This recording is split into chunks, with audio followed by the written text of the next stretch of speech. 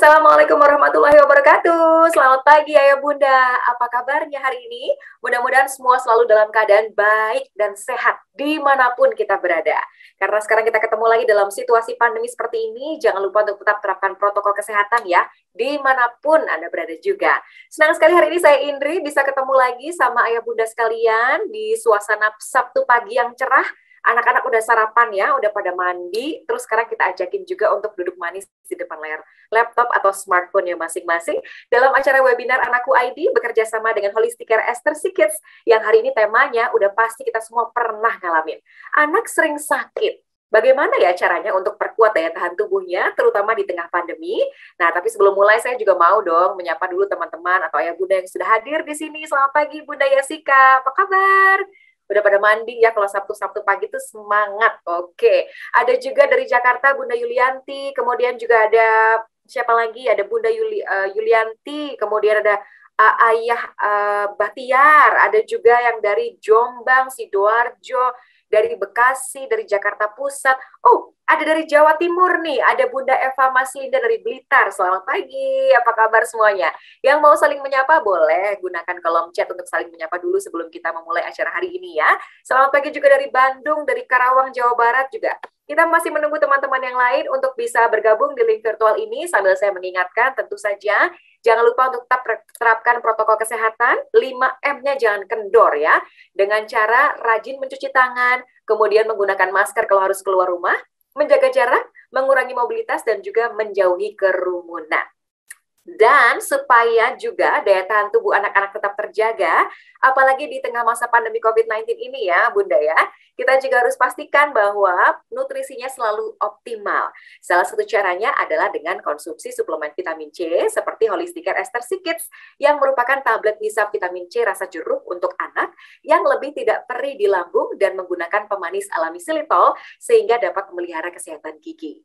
Nanti kita juga akan bagi-bagi produknya Holistic Care Esther Kids untuk 5 ayah bunda yang pertanyaannya terpilih menjadi pertanyaan terbaik ya. Dan juga nama-nama yang ada di list partisipan nanti dari awal sampai dengan akhir juga akan kita undi untuk mendapatkan 1 buah smartphone di akhir acara. Jadi pastikan tidak kemana-mana sampai dengan acara selesai nanti ya. Lalu kemudian mengingatkan lagi untuk ayah bunda yang masih belum mengisi form data diri, silakan langsung diisi, nanti teman-teman panitia akan mengirimkan link untuk bisa diisi di sana ya. Kemudian jangan lupa juga untuk mengganti nama yang tertera di Zoom-nya sesuai dengan nama lengkap KTP-nya masing-masing. Bukan nama lembaga, barangkali habis dipakai meeting ya Zoom-nya ya. Atau bukan juga nama panggilan ya, bukan juga nama handphonenya. Biasanya tuh masih ada yang belum diganti. Yuk, diganti sekarang karena ini akan mempermudah proses verifikasi data pada saat ayah bunda akan memenangkan hadiah nanti di akhir acara nanti ya. Oke, nah hari ini kita juga sudah kedatangan 2 orang narasumber nih yang sudah siap untuk berbagi ilmunya bersama dengan kita. Saya boleh panggilkan yang pertama ada Dr. Reza Fahlevi, ya, dokter spesialis anak yang sudah bergabung dengan kami. Selamat pagi, Assalamualaikum Mbak Natalia, apa kabar? Sehat ya dok? Alhamdulillah sehat. Alhamdulillah sehat. Iya. Apalagi mau ketemu Mam semuanya hari ini untuk sharing ya. Oke. Kita masih menunggu teman-teman yang lain untuk bergabung juga bersama dengan kita ya dok ya. Dan juga di narasumber kedua kita juga sudah hadir Bapak Saef Dwi Setiadi selaku Brand Manager dari Holistic Care. Selamat pagi Pak Saef. Selamat pagi Mbak Natalia, semuanya dokter, selamat pagi semua ayah bunda ya. Iya. Nyapanya ya bunda ya. Oke. Oke, nanti kita akan tunggu sharingnya seperti apa, Pak Saef juga, tapi di sesi pertama ini kita boleh langsung ke Dokter Reza dulu. Nih dok, belum mulai aja udah banyak yang nanya, coba gimana nih? Udah sangat antusias sekali untuk nanya-nanya ya, jadi boleh ayah bunda yang ingin bertanya nanti kita akan fasilitasi juga, jadi Dokter Reza boleh sambil kita persilakan untuk share materinya, sambil saya ingatkan juga untuk ayah bunda yang ingin bertanya, silakan langsung tuliskan pertanyaan di kolom chat dengan menuliskan formatnya nama, spasi domisili, spasi pertanyaannya, atau klik saja tombol raise hand bagi yang ingin berkonsultasi secara langsung. Jadi ternyata lulus dari Fakultas Kedokteran UI-nya itu tahun 2013 dan menyelesaikan pendidikan spesialis juga di FKUI tahun 2020 dan kini selain praktek di RSCM dan juga Hermina Kemayoran, Dr. Reza ini juga praktek di Rumah Sakit Metropolitan Medical Center. Oke, jadi ini live dari rumah sakit ya dok kayaknya? Ya, dari MMC nih. Oh, dari MMC. Baik, kalau begitu. Langsung saja, Dokter Reza, materinya sudah ditunggu. Kita akan ketemu lagi nanti di sesi tanya-jawab ya. Waktu dan layar kami persilakan. Baik, Assalamualaikum warahmatullahi wabarakatuh. Selamat pagi kepada ayah bunda semuanya. Selamat pagi kepada Prof. Yoni juga yang saya lihat ada di sini. Kemudian selamat pagi juga untuk anakku ID dan juga dari Holistic Care.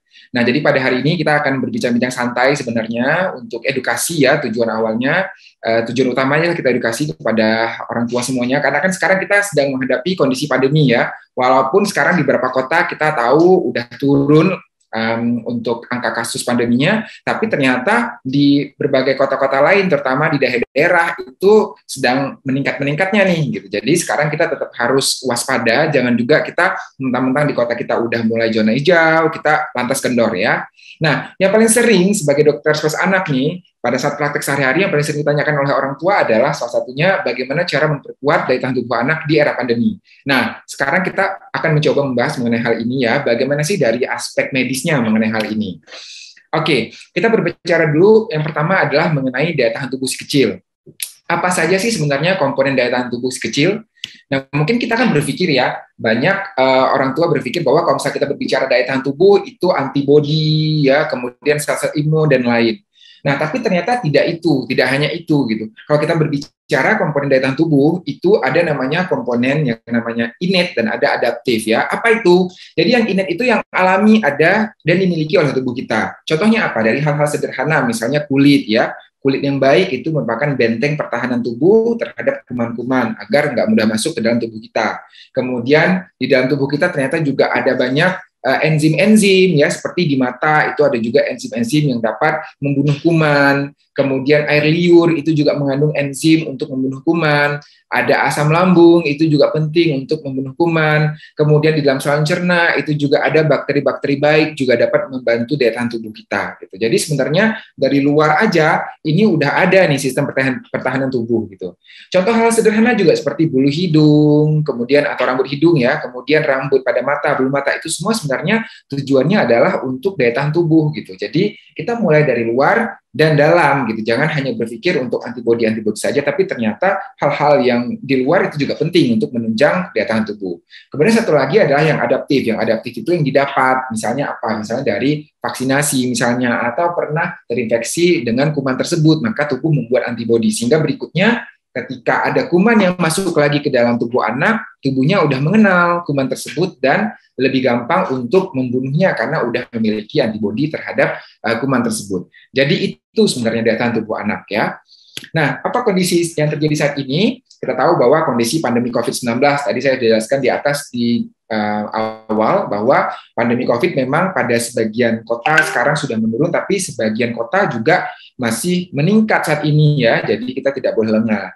Kemudian kita tahu sekarang lagi pergantian musim juga, nah ini juga saya sedang merawat beberapa pasien dengan DBD ya, jadi hati-hati juga, nggak hanya pandemi COVID, tapi ada penyakit lain juga yang terjadi saat ini. Nah, satu lagi adalah cakupan vaksinasi anak ini selama masa pandemi COVID ini juga menurun gitu. Laporan bisa menurun sampai 40%.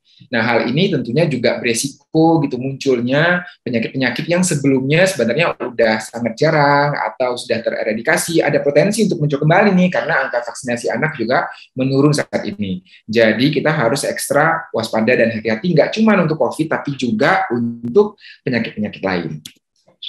Nah, kita lihat bagaimana COVID-19 pada Nah, jadi COVID-19 pada anak ini sekarang kurang lebih sekitar 12,5 sampai 12,8% dari total kasus COVID-19 di Indonesia ya.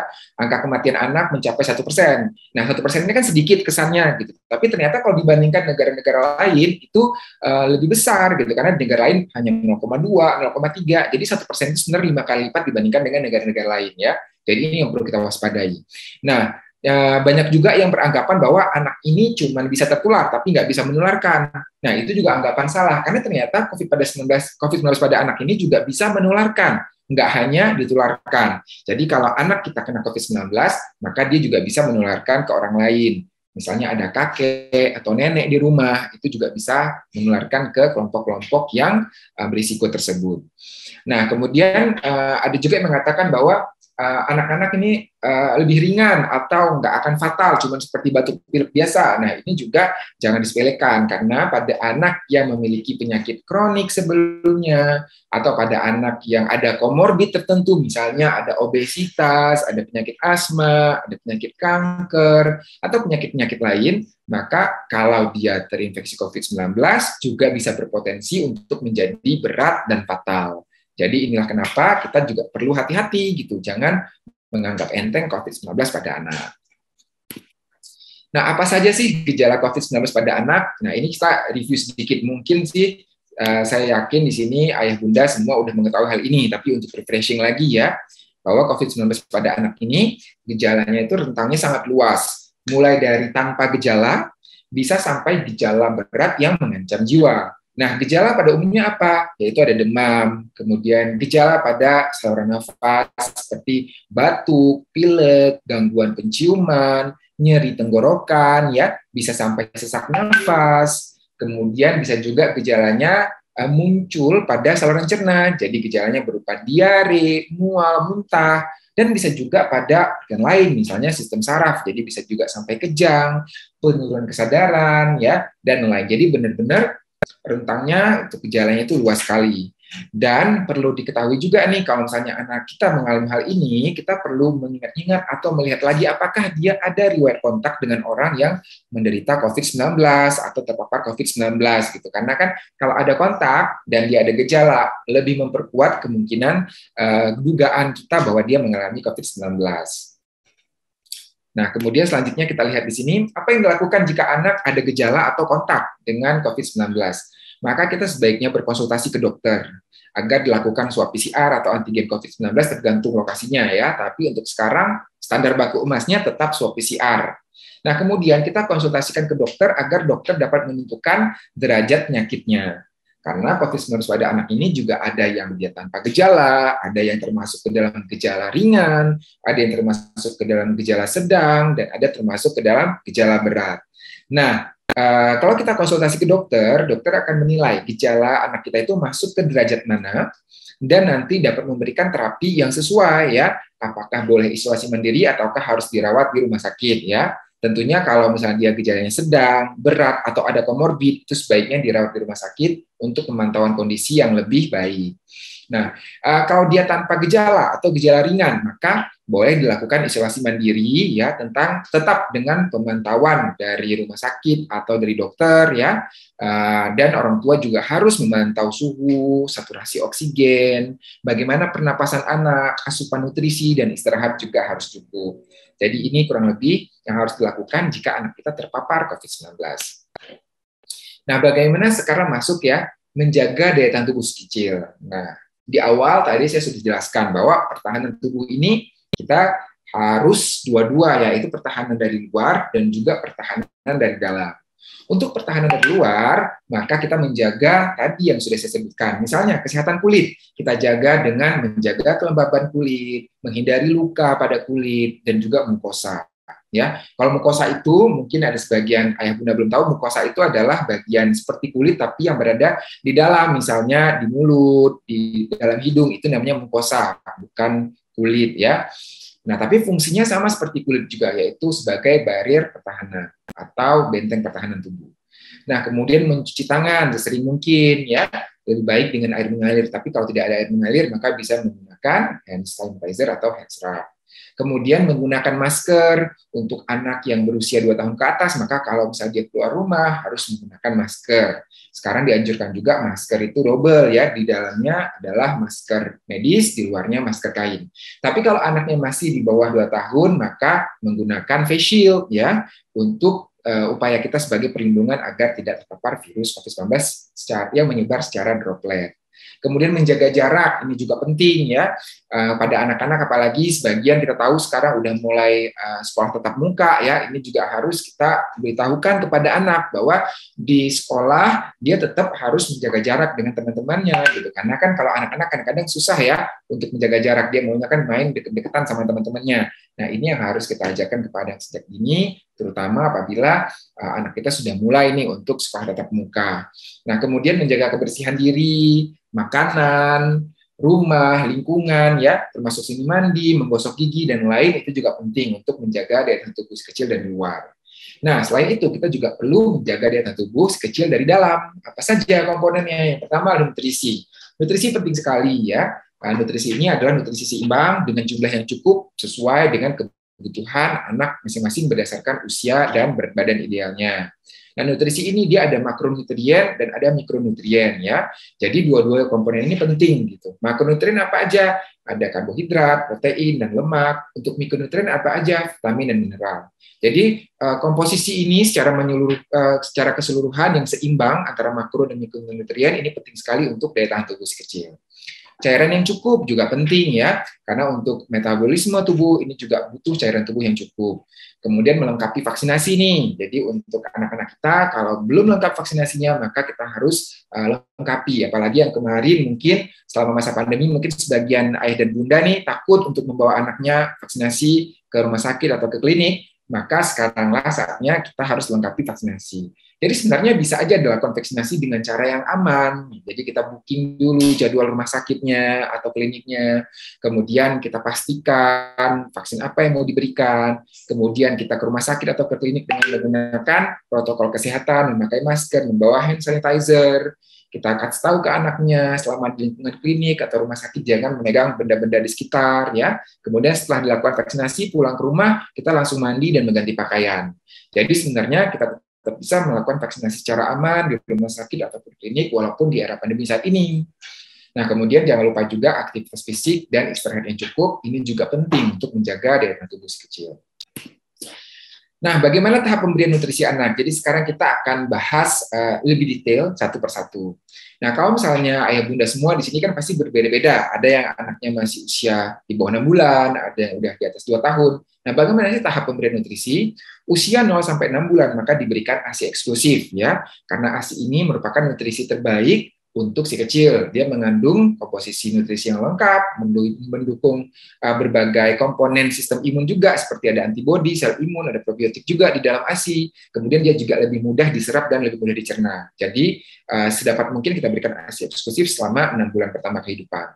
Selanjutnya pada usia 6 sampai 12 bulan maka diberikan tambahan empasi. Empasinya masih berupa bubur dan naik tekstur secara bertahap.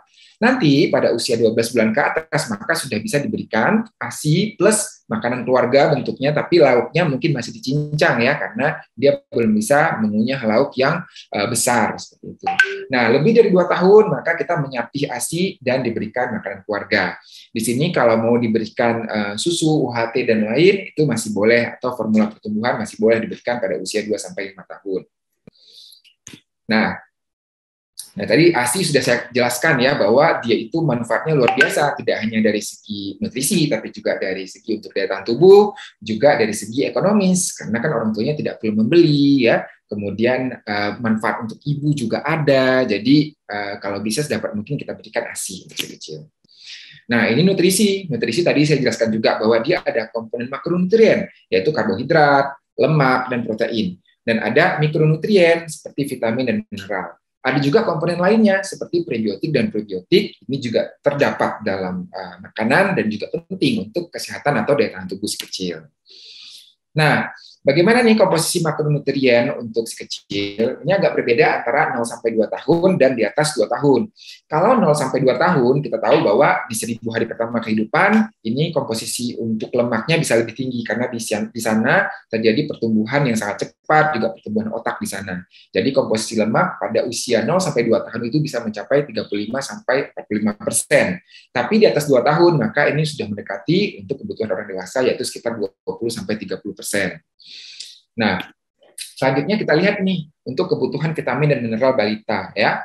Jadi sebenarnya pada intinya adalah kita membutuhkan asupan vitamin dan mineral yang lengkap, ya. Baik berbagai vitamin kita di sini, ya. Kemudian ada juga mineral, itu penting sekali secara lengkap dan seimbang sebenarnya.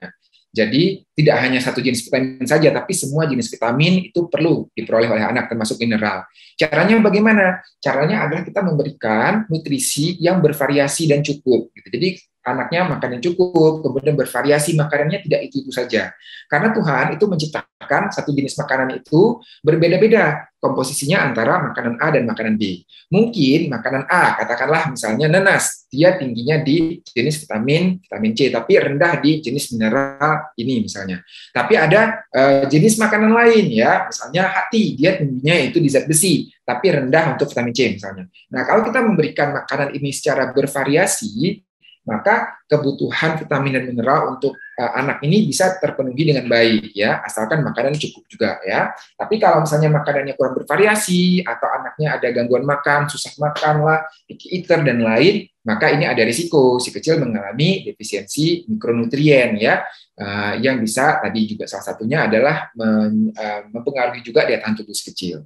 Nah, kita lihat sini beberapa jenis vitamin seperti vitamin C, vitamin D, dan zinc ya, mineral zinc ini kan kita tahu lagi populernya nih ya pada era COVID-19 ini ya. Nah, ini juga kita lihat harus dipenuhi ya untuk kebutuhan anak. Tapi tidak hanya ini, tapi sebenarnya yang lain-lain juga penting. Nah, apa saja sih sebenarnya kalau kita bicara vitamin dan mineral, apa saja sebenarnya yang penting untuk daya tahan tubuh ya. Sekali lagi tadi bahwa daya tahan tubuh itu tidak hanya vitamin dan mineral, tapi tadi makronutrien seperti protein itu juga penting karena antibodi itu terbuat dari protein. Sel-sel imun juga penting ya, itu juga terbuat dari protein. Jadi sebenarnya tidak hanya mikronutrien, tapi makronutrien juga penting. Nah, untuk mikronutrien sendiri ya kita lihat di sini. Ada beberapa jenis vitamin dan mineral yang terbukti ya dapat meningkatkan daya tahan tubuh. Apa saja? Vitamin C yang pertama, dia mengandung antioksidan ya. Kemudian vitamin E juga banyak antioksidannya. Omega 3 ini juga dapat meningkatkan daya tahan tubuh. Vitamin A dan beta karoten termasuk zinc ya. Nah, kita lihat ini salah satu. Nah, kemudian kalau bisa kita lihat pedoman tata laksana COVID-19 edisi ketiga di Desember 2020, ini juga pada anak direkomendasikan juga nih untuk pemberian vitamin, terutama vitamin C dan zinc dalam dosis yang lebih tinggi dibandingkan dengan dosis harian ya. Bisa kita lihat di sini. Rekomendasi untuk terlaksana COVID-19 nih, untuk suplementasinya vitamin C kita berikan 400 mg per hari untuk anak usia 1-3 tahun. Padahal kita tahu tadi kalau untuk anak normal itu kan lebih sedikit ya, hanya sekitar 15 mg sampai 25 mg. Karena ini sebenarnya dapat menunjang juga ya untuk proses regenerasi sel, kemudian untuk efek antioksidannya juga penting juga gitu untuk daya tahan tubuh si kecil. 4-8 tahun kita lihat bisa sampai 600 mg per hari. Kemudian 9-13 tahun bisa sampai 1,2 gram per hari ya. Nah, tapi ini total artinya dari makanan dan juga dari suplemen. Jangan lupa juga bahwa kan anak-anak juga tetap harus diberikan makanan seperti buah-buahan dan sayur ya untuk nutrisinya. Zinc juga kita lihat nih, ini juga tinggi ya kebutuhannya untuk anak-anak yang mengalami COVID-19 dibandingkan yang tidak. Nah, bagaimana rekomendasi untuk vitamin D ya? Dari Ikatan Dokter Anak Indonesia direkomendasikan bahwa suplementasi vitamin D untuk usia 0-12 bulan itu sebanyak 400 international unit per hari. Kemudian kalau untuk lebih dari 12 bulan sebanyak 600 international unit per hari ya. Jadi ini yang perlu diperhatikan. Tapi jangan lupa bahwa sumber vitamin D ini juga dari sinar matahari juga, karena di kulit kita itu mengandung provitamin D yang bisa dirubah menjadi vitamin D dengan paparan sinar matahari dalam jumlah yang cukup. Itu direkomendasikan untuk diberikan dijemur ya pada jam 10-15. Berapa lama? Hanya cukup sekitar 15 menit aja per hari ya. Oke, kita lihat di sini manfaat vitamin C. Manfaat vitamin C ini kita kan dulu tahunya vitamin C ini untuk mencegah sariawan ya. Nah, tapi ternyata lebih dari itu, bahwa vitamin C ini ada efek untuk kekebalan tubuh, dia ada antioksidan juga, kemudian kolagen untuk kulit juga gitu. Kita perlu tahu juga bahwa tadi saya katakan bahwa kulit ini juga penting ya untuk daya tahan tubuh yang bagian paling luar nih. Jadi kalau misalnya kulitnya oke, kulitnya sehat, maka pertahanan dari luarnya juga oke ya. Jadi penting juga nih kesehatan kulit pada anak yang juga bisa dibantu atau didukung oleh pemberian vitamin C ini. Kemudian kesehatan otot, tulang, gigi, kulit ya, mempercepat penyembuhan luka, melawan virus, dan kesehatan jantung pembuluh darah, ini semua juga dapat diperoleh dari vitamin C. Jadi manfaatnya tidak hanya untuk sariawan ya, bunda semuanya, tapi ternyata lebih dari itu. Apa saja sih makanan yang mengandung vitamin C? Ini kita lihat di gambarnya. Jeruk, lemon, pokoknya segala jenis citrus ya. Kemudian sayuran, stroberi, kiwi, ini adalah bahan-bahan makanan yang banyak mengandung vitamin C. Vitamin D, ini juga penting ya. Vitamin D kita tahunya kan sebelumnya hanya untuk kesehatan tulang dan gigi ya. Tapi sebenarnya lebih dari itu. Vitamin D juga dapat membantu penyerapan kalsium dari saluran cerna. Vitamin D juga banyak perannya juga dalam antibodi ya untuk pertahanan tubuh anak. Bahkan sekarang banyak juga penelitian yang berkembang vitamin D ini untuk mencegah kanker, mencegah penyakit jantung dan pembuluh darah ya, walaupun masih sebagian masih dalam penelitian, tapi yang jelas vitamin D ini banyak sekali ya manfaatnya. Jadi perlu juga nih selain tadi dijemur, pemberian makanan yang mengandung vitamin D, seperti di sini ada ikan, salmon atau seafood lainnya, telur ya, kemudian kacang-kacangan, seledri. Nah, ini beberapa jenis makanan yang banyak mengandung vitamin D. Susu juga di dalamnya ya. Nah, saya bahas sedikit ya di bagian nutrisi tadi bahwa salah satu yang penting lainnya adalah mengenai prebiotik dan probiotik. Ya, apa itu prebiotik? Apa itu probiotik? Jadi probiotik itu adalah bisa kita sederhanakan menjadi kuman-kuman baik yang ada di dalam saluran cerna yang fungsinya adalah untuk menyeimbangkan proporsi kuman baik dan kuman jahat. Kalau di saluran cerna itu di saluran cerna anak ini lebih banyak kuman jahat, maka dia bisa berakibat ya bisa kembung, mudah diare atau malah sembelit ya. Tapi kalau seimbang antara kuman baik dan kuman jahat, maka kesehatan saluran cerna ini akan baik. Kalau kita tahu kan saluran cerna itu adalah salah satu tempat juga yang banyak terpapar kuman ya. Karena kan kita makan, minum itu kan nggak steril. Jadi dia banyak terpapar kuman. Makanya penting juga nih kesehatan saluran cerna untuk menjaga kesehatan anak secara menyeluruh ya.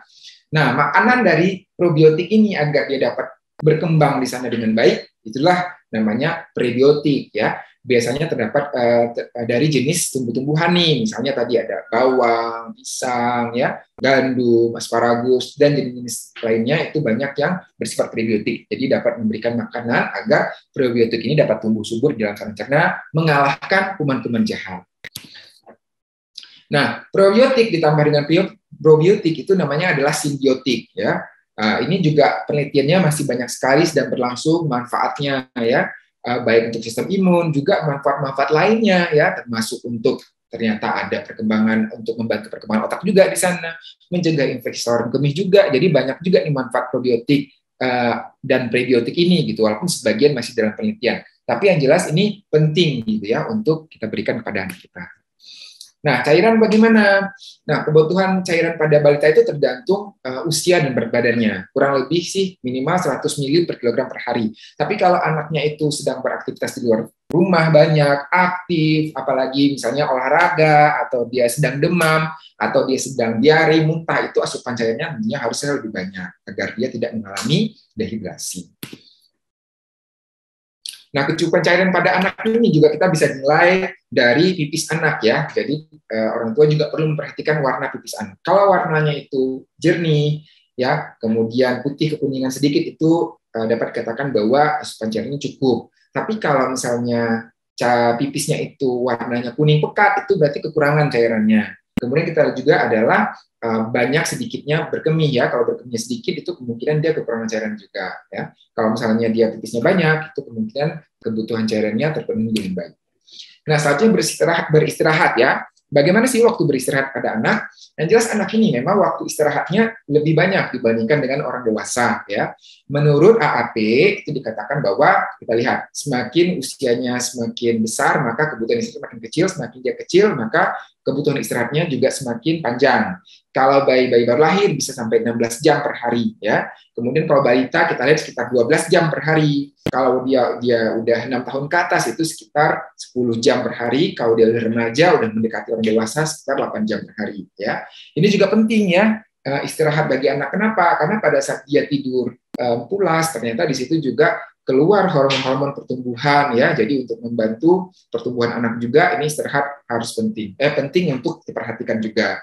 Nah, kemudian juga pada saat istirahat ini proses detoksifikasi racun di dalam tubuh itu juga berlangsung lebih efektif karena energinya itu lebih banyak terpakai untuk itu proses detoksifikasi ya dan lain. Jadi penting juga bagi orang tua semuanya untuk memperhatikan kecukupan waktu istirahat bagi anak. Nah, tidak hanya istirahat, tapi aktivitas fisik juga penting bagi anak. Nah, dari AAP juga direkomendasikan untuk olahraga atau aktivitas fisik pada anak itu sehari itu minimal 60 menit. tapi dapat dibagi menjadi 2 sampai 4 sesi ya. Tapi perlu diperhatikan bahwa olahraga pada anak itu bukan harus seperti kita jogging atau harus melakukan aktivitas angkat di gym dan lain, enggak seperti itu. Sebenarnya kalau pada anak ini dia bermain aktif ya, lari-larian di taman, larian di rumah, naik turun tangga dan lain, itu udah termasuk ke dalam aktivitas fisik ya. Juga kalau bisa sih aktivitas fisik ini juga kita ada yang aerobiknya, misalnya nari-nari, kemudian kita senam di rumah, penguatan otot tadi misalnya naik turun tangga, penguatan tulang juga ini penting ya untuk anak. Jadi jangan lupakan juga aktivitas fisik bagi anak. Nah, vaksinasi bagaimana? Tadi kan kita udah bicara nih pertahanan tubuh untuk anak. Salah satunya komponennya kan tadi vaksinasi ya. Kalau untuk anak 0 sampai 12 tahun, maka kita lengkapi imunisasi dasar maupun imunisasi tambahan dan booster ya selengkap mungkin sesuai dengan anjuran dari Ikatan Dokter Anak Indonesia. Kalau anaknya sekarang usia 12 tahun ke atas, selain vaksinasi rutin dan booster, maka diberikan juga vaksinasi COVID-19 ya dengan 2 kali pemberian. Jaraknya adalah sekitar 1 bulan. Untuk sekarang ini udah bisa yang Sinovac dan Pfizer ya untuk anak-anak 12 tahun ke atas. Nah, kalau misalnya anaknya ada masalah kesehatan sebelumnya, penyakit kronik dan lain, itu sebaiknya kita konsultasi dulu nih ke dokter spesialis anak untuk menanyakan apakah aman kira-kira kondisi anak kita saat ini diberikan vaksinasi COVID-19. Ini ya jadwal imunisasi dari Ikatan Dokter Anak Indonesia. Coba dilihat lagi nih untuk ayah bunda semuanya, kalau misalnya ada yang terlewat atau mungkin belum diberikan kemarin ya pada saat pandemi COVID sedang tinggi-tingginya karena takut ke klinik atau ke rumah sakit. Nah, sekaranglah saatnya kita lengkapi selengkap mungkin imunisasi. Kalau misalnya telat bagaimana? Nah, sebagian besar imunisasi sebenarnya masih bisa kita catch up atau kita kejar ya. Nanti ke dokter spesialis anak nanti akan dikasih tahu bagaimana cara untuk mengejar imunisasinya. Tapi ada beberapa yang nggak bisa dikejar, misalnya BCG, kalau udah 3 bulan ke atas maka harus tes mantuk dulu nih sebelum dilakukan imunisasinya. Kemudian kalau rotavirus, ini juga ada batas pemberiannya sampai usia 6 bulan yang dosis 2 kali dan 8 bulan yang dosis 3 kali. Jadi kalau lewat dari situ juga tidak bisa diberikan lagi. Tapi di luar itu ya, selama dia masih dalam rentang pemberiannya, sebenarnya masih bisa dikejar. Nah, hal-hal yang perlu perhatikan tadi, menjaga kebersihan, tubuh, pakaian, makanan, sumber air, ya. Kalau misalnya kita menggunakan air yang dimasak, jangan lupa dimasak sampai mendidih dulu. Kemudian kebersihan rumah, sirkulasi udaranya, pencahayaan juga penting, dan lingkungan rumah, ya. Jadi kebersihan ini juga merupakan faktor yang sangat penting untuk menjaga daya tahan tubuh anak. Karena anak-anak ini lagi-lagi secara umum dia sebenarnya daya tahan tubuhnya relatif lebih rendah dibandingkan orang dewasa. Jadi kalau misalnya ada infeksi, kotor, dan lain, dia akan lebih mudah sakit dibandingkan dengan orang dewasa. Makanya kita juga penting untuk menjaga kebersihan. Oke, dan yang paling penting adalah menerapkan 6M, yaitu menggunakan masker, kemudian mencuci tangan, menjaga jarak, menghindari kerumunan, mengurangi mobilitas, dan menghindari makan bersama. Oke, mudah-mudahan ya, dengan daya tahan tubuh yang baik, ya anaknya jarang sakit, maka pertumbuhan dan perkembangannya juga optimal ya. Kita lihat nih, kalau misalnya anaknya sering sakit, pasti kan nafsu makannya jadi kurang ya, anaknya turun bahkan kadang-kadang berat badannya. Stimulasi juga, bagaimana kita melakukan stimulasi kalau anaknya sedang sakit, sedang rewel, pasti kurang efektif dan kurang optimal ya. Tapi kalau anaknya itu jarang sakit karena daya tahan tubuhnya bagus, otomatis makan juga jadi oke, kemudian stimulasi juga dapat kita berikan dengan optimal, jadi tumbuh kembangnya kemudian hari juga akan optimal, sehingga mudah-mudahan bisa menjadi generasi penerus bangsa yang berkualitas. Oke, sekian materi dari saya, mudah-mudahan bermanfaat ya. Kalau nanti ada pertanyaan silahkan bertanya, dan kalau ingin sharing juga silahkan sharing. Terima kasih Mbak Natali. Iya, terima kasih Dr. Reza. Oke, kita langsung ke pertanyaan ya, karena sudah banyak yang nanya, kita ke kolom chat dulu deh. Oke, kita akan buka dulu pertanyaan dari